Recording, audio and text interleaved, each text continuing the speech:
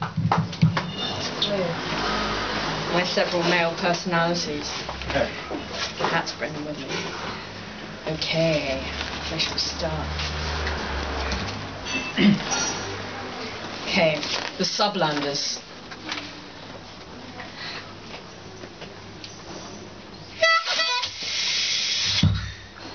When suspicion overtakes sensitivity and subtle sympathies, 'cause you wouldn't want to be there yourself, and despot Lord Mayors peel off their fake rubber mantles quick as molting hyenas, reared up on haunches high and paws spread wide and claiming, "I didn't do it."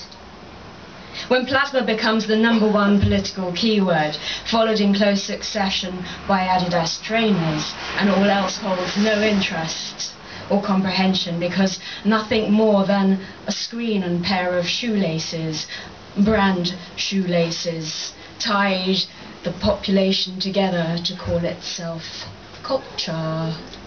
When that culture tells lies and melts or bleeds until eventually it evaporates to the feed of a dripping tap, the brave expectant youth stands open-mouthed beneath, gasping, darling, gasping, just waiting for those drips, or air pumps, or blackberries, or anything else that costs but a night in the slummer.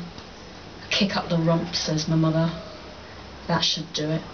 A nice fat kick up the proverbial rear end.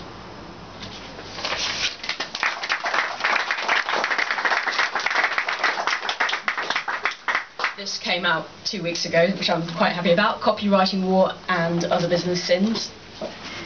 It focuses on the Gaza offensive of 2008 against the backdrop of Nazi Germany. So I'm going to read a little bit from here. Some stifling information. The best information is the silent kind. I can't play the guitar. The problem with information is that it says what you want it to say. Who cares if it wounds, if it's 10 light years away from the truth?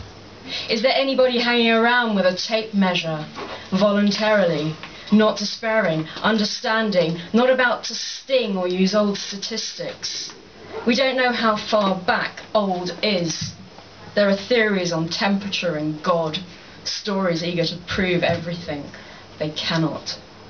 Though somewhere along the way, dust has settled on the books, damp and yeasty, and silenced the lot.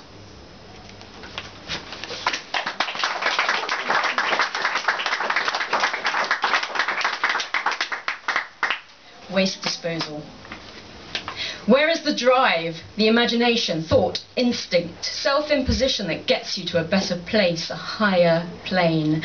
What have onlookers seen but savage and stupid, binge-like broken instincts, toxins with no quick fix antidote, freak show style contestants cooped up in grim-rimmed chicken grids for homes, their bladed cages promising sharper, steelier freedoms beyond, and stab at the sleekest glint of self-improvement. Inevitability is government policy at its most austere. PMs playing bow and arrow from the glistening turrets of Shitehall. Social mobility is segregating buses and schoolrooms and city centres. It's being granted permission to breathe, to smell the weed-wrangled breath and feet fussed of your neighbour on the other side of the wall, his rising damp, your rising damp, in the soup with asthmatic, nicotine-hungry kids who are fucked in the head before they know what disadvantaged is. Thank you. Wow. Good.